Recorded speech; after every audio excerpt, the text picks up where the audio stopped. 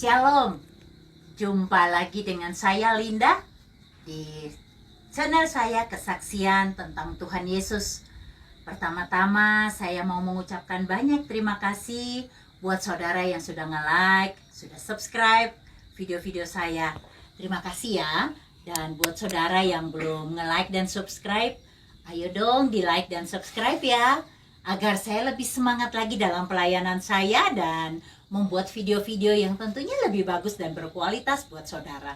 Nah, hari ini saya ada di lereng gunung dan saya ada di lereng gunung di Dusun Gedong.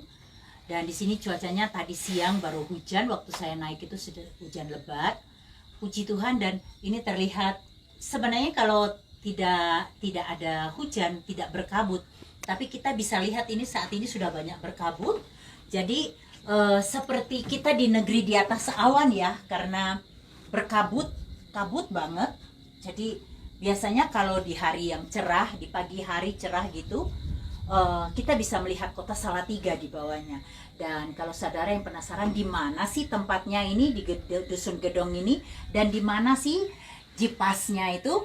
Nah, Jipas itu ada di Gedong dan itu di samping jalan raya. Jadi pasti saudara tidak akan kesulitan mencari Gipas, karena Gipas ini dikelola oleh Pak Musa dan Bu Tumini, hamba Tuhan yang pernah saya ngobrol-ngobrol dengan mereka waktu lalu.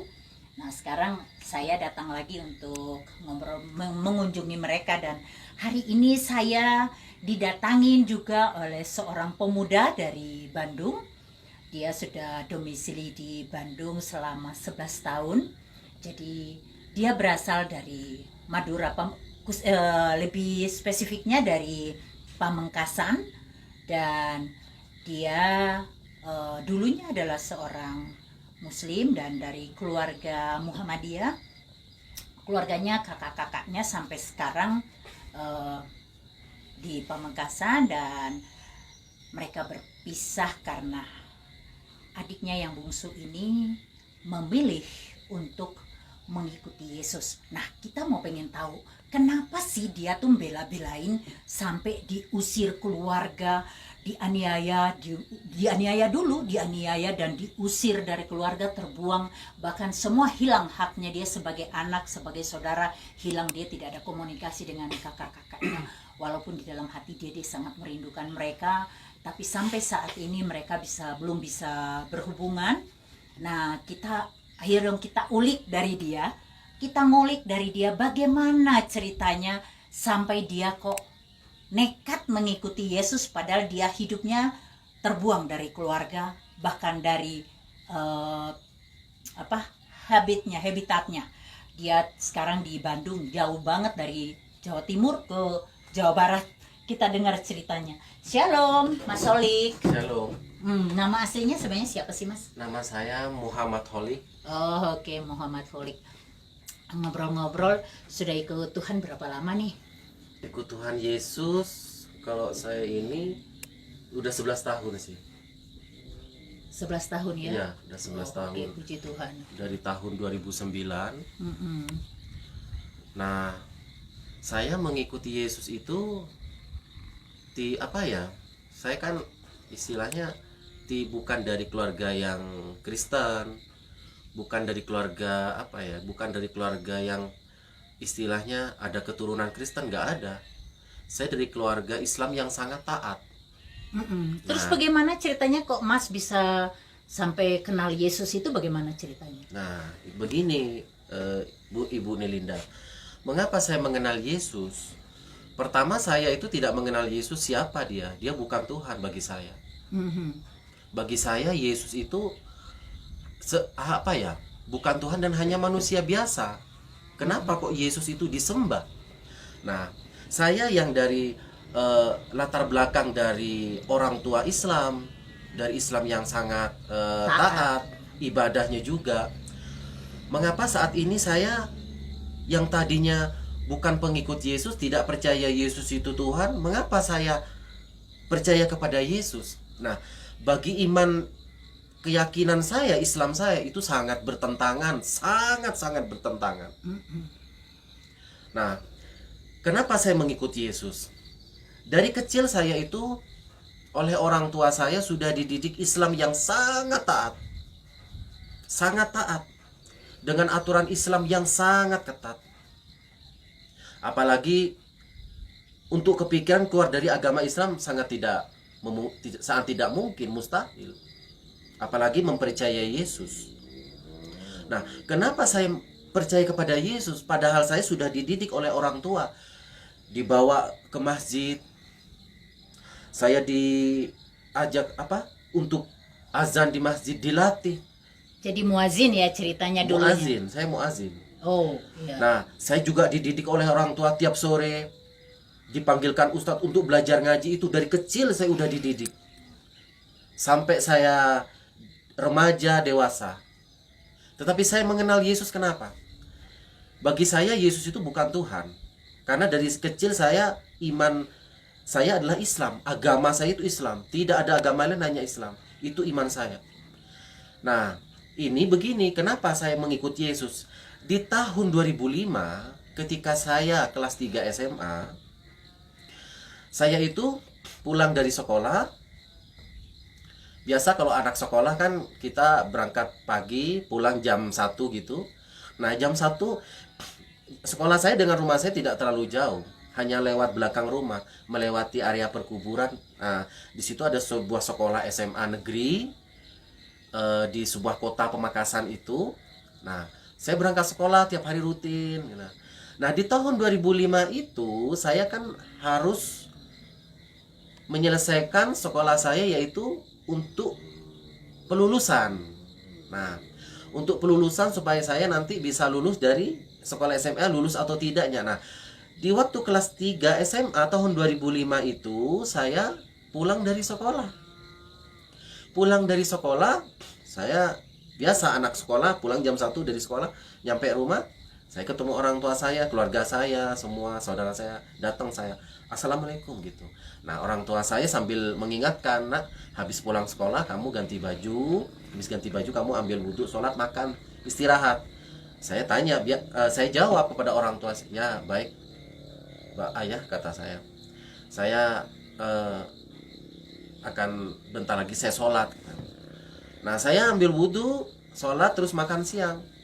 Nah, istirahat. Itu sekitar duhur, sekitar jam setengah dua lebih, di tahun 2005 itu. Ketika saya istirahat siang, saya tidak ada kepikiran untuk mengingat Yesus, mengingat gereja atau orang-orang Kristen. Saya nggak ada kepikiran itu. Yang saya pikirkan apa? Saya istirahat, nanti sore saya harus ada tambahan pelajaran, yaitu bimbel untuk ujian saya, bahan ujian. Nah, saya harus bangun jam 3:30 kembali lagi ke sekolah. Nah, pas saya itu istirahat siang, habis sholat zuhur itu saya tidur di kamar saya biasa, saya tidur. Nah, di dalam tidur saya itu saya seperti dibawa ke alam roh. Saya melihat diri saya itu berbaju putih, saudara. Berbaju putih. Saya juga nggak percaya bahwa diri saya ini kayak apa, gimana ya, apa saya udah mati atau tidak. Karena saya melihat diri saya tidak memakai alas kaki. Tidak memakai alas kaki. Saya hanya memakai baju putih. Di situ saya ada di sebuah lapangan yang sangat luas. Yang sangat luas sekali. Di situ saya berdiri di sebuah lapangan seperti lapangan sepak bola yang sangat luas, itu lebih luas lagi. Saya berdiri di tengah-tengah lapangan yang sangat tak bertepi itu. Saya melihat ke atas. Betapa kecilnya saya ada di tengah-tengah lapangan itu. Dan saya ketika itu seperti ada di dunia alam roh, dunia lain. Dan ketika itu saya melihat ke atas, seperti ada bintang. Saya melihat dalam mimpi saya itu, penglihatan saya seperti ada bintang, cahaya kecil. Saya melihat itu, apa ya? Saya lihat dia bertambah besar, saudara. Bertambah besar. Saya pikir itu bintang mau jatuh atau meteor. Ternyata dia berubah, yaitu memakai jubah putih, tangannya bercahaya.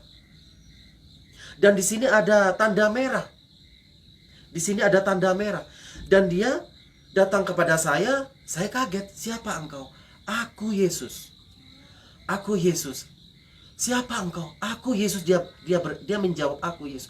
Dan seketika itu saudara, saya waktu itu melihat dia ke langit itu. Siapa ini orang ini? Dia berjubah putih. Dan ketika itu lutut saya tiba-tiba di hadapan Yesus itu yang berjubah. Saya berlutut begini. Siapa engkau? Siapa engkau? Kata saya. Aku Yesus. Holik. Dia memanggil nama saya. Dan dia memberikan sebuah gulungan. Sebuah gulungan kitab seperti kertas zaman kuno. Seperti zaman kuno, dia memberikan kepada saya. Itu kertasnya kuno dalam mimpi saya. Dalam penglihatan mimpi saya, kertas itu sangat seperti kitab kuno.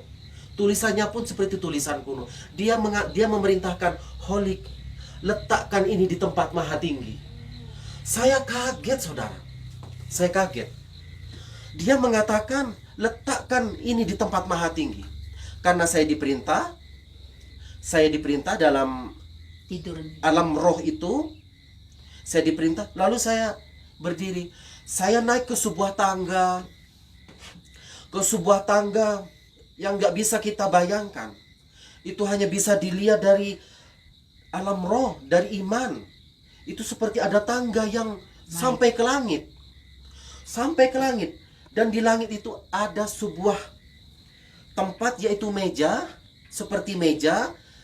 Dan di dalam meja itu paling atas sendiri. Dan saya meletakkan gulungan kitab itu ke tempat yang paling tinggi. Karena saya diperintah letakkan ini di tempat maha tinggi. Dan sesudah saya letakkan, saya turun kembali dari tangga yang dari langit itu. Saya turun perlahan-lahan. Saya turun. Dan dia berkata kepada saya, ketika saya turun, saya berkata, saya sudah lakukan. Dan dia berkata, Holik, ikutlah aku.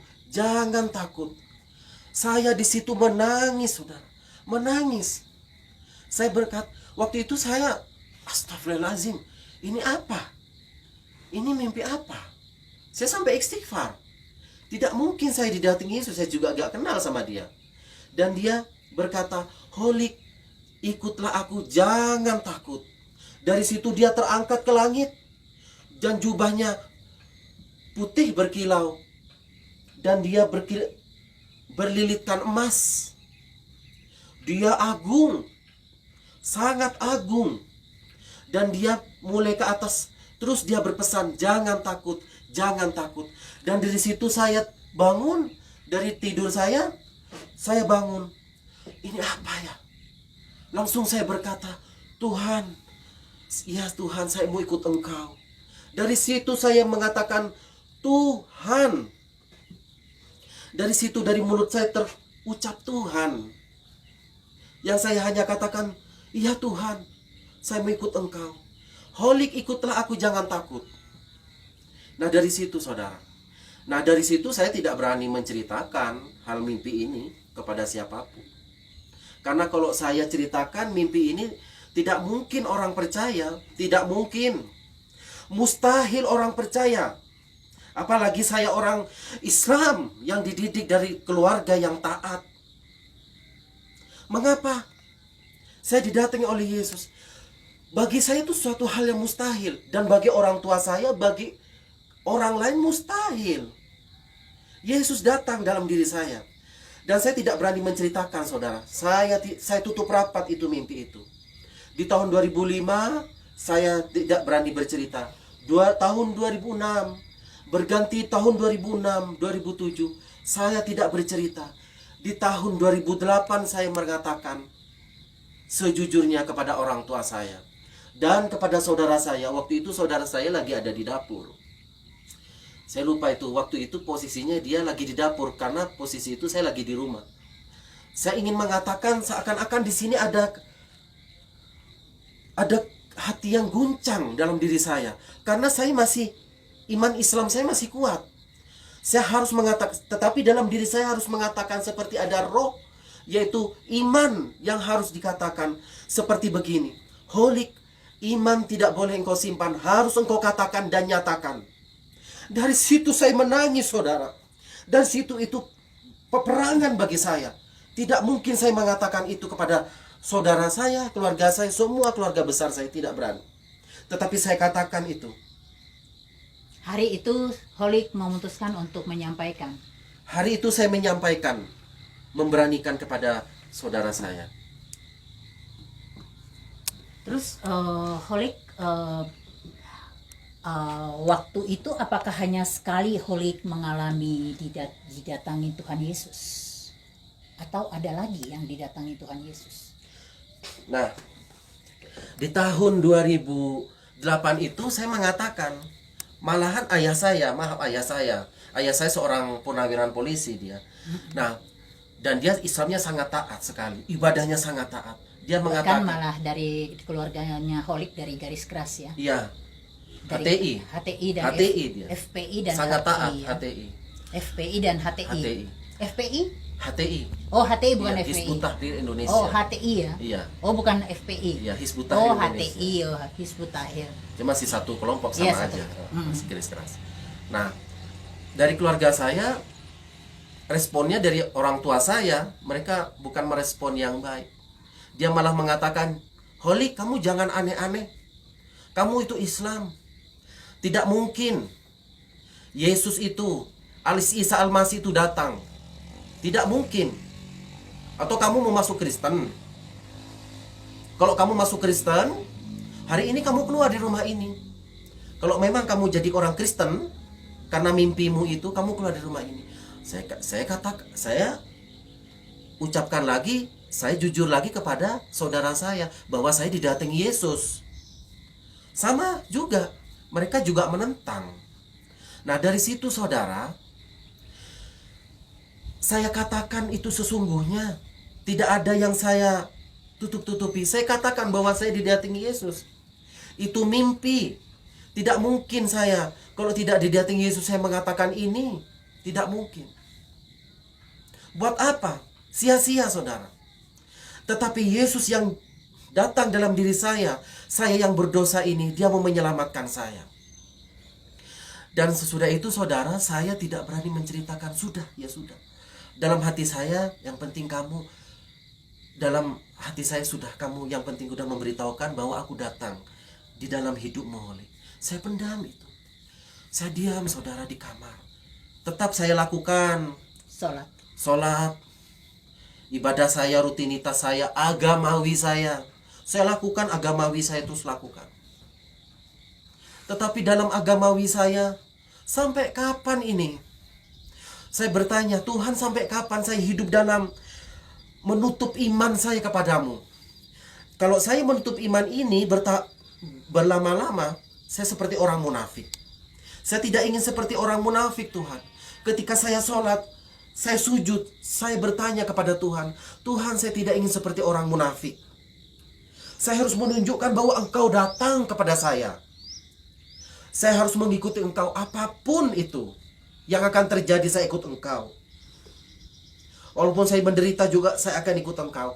Dan di tahun 2008 itu, saya ketika berdoa di dalam kamar, saya belum punya kitab Injil, saudara. Belum sama sekali, belum punya kitab Injil. Ke gereja juga gak pernah. Saya memberanikan datang ke sebuah gereja di sebuah kota Pamekasan. Itu nama gerejanya GSPI. Ada sebuah gereja GSPI di sebuah kota Pamekasan. Dan di situ saya pertama itu lewat gitu. Lewat depan gereja, balik lagi, kembali lagi, balik sana sini. Jadi saya antara mau masuk atau tidak ke dalam gereja itu. Karena saya nggak pernah masuk gereja, saudara. Makanya saya orang Islam. Saya tuh kalau masuk gereja, bagi saya itu hal yang haram, najis. Sangat najis sekali, akidah itu. Sangat bisa-bisa saya jadi malah saya udah jadi kafir itu. Kalau udah masuk ke gereja udah kafir bagi iman saya itu. Saya waktu itu masuk ke gereja, di situ ada pintu gereja lagi buka sedikit, waktu itu hari Minggu. Kebaktian. Lagi memuji Tuhan. Mereka, kok gini ya memuji Tuhannya ya. Di situ ada bangku-bangku, ada salib, ada mimbar. Di situ sangat bersorak-sorai di situ. Saya sangat takut. Masuk enggak ya, masuk enggak ya. Nah ketika itu saya permisi kepada orang gereja, Pak saya boleh ikut?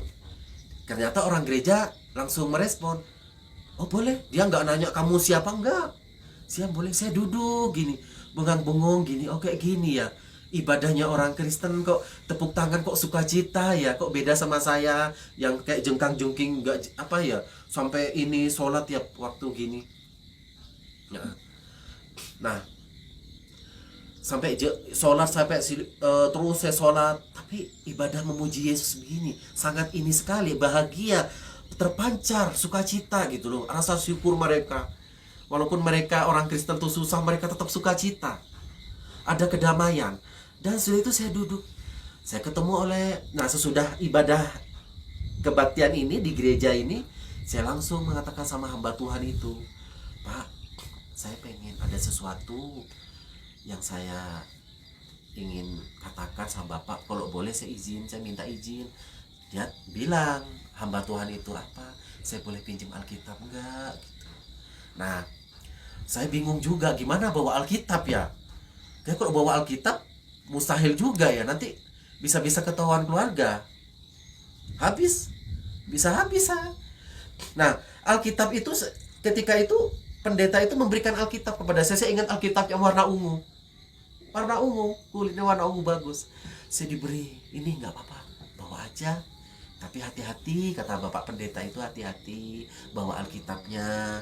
Yang penting kalau ini buat belajar nggak apa-apa bagi kamu. Saya bilang, Pak, nanti kalau saya udah belajar ini Alkitab saya nanti kembalikan. Oh nggak usah, pakai aja, bawa aja. Saya senang saudara membawa Alkitab itu. Sangat sukacita sekali. Saya dari rumah ke gereja itu naik sepeda ontel, pakai sandal jepit, pakai sepeda ontel.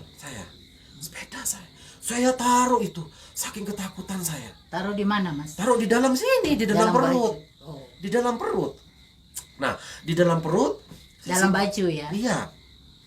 Di dalam baju saya simpan, saya naik sepeda sampai perut saya dikempeskan. Untungnya saya waktu itu masih kurus.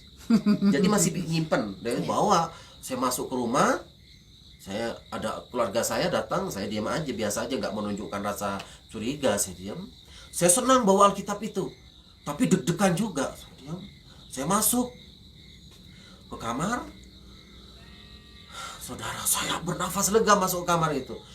Terus saya bersyukur, terima kasih Tuhan, akhirnya saya bisa memegang firman Tuhan ini, Alkitab ini.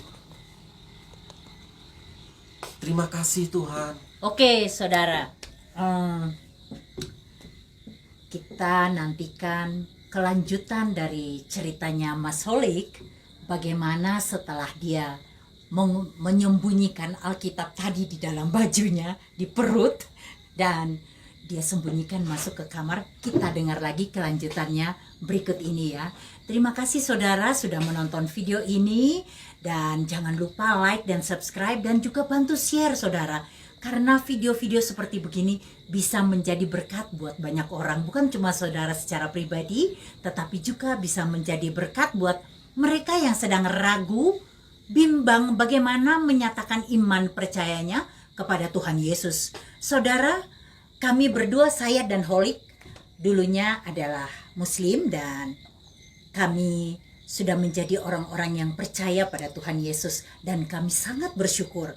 Jadi buat saudara yang mungkin sedang galau, sedang bingung menentukan iman percayanya, saudara bisa kontak saya di 081 225 198 945. Kita akan bisa sharing dengan saya.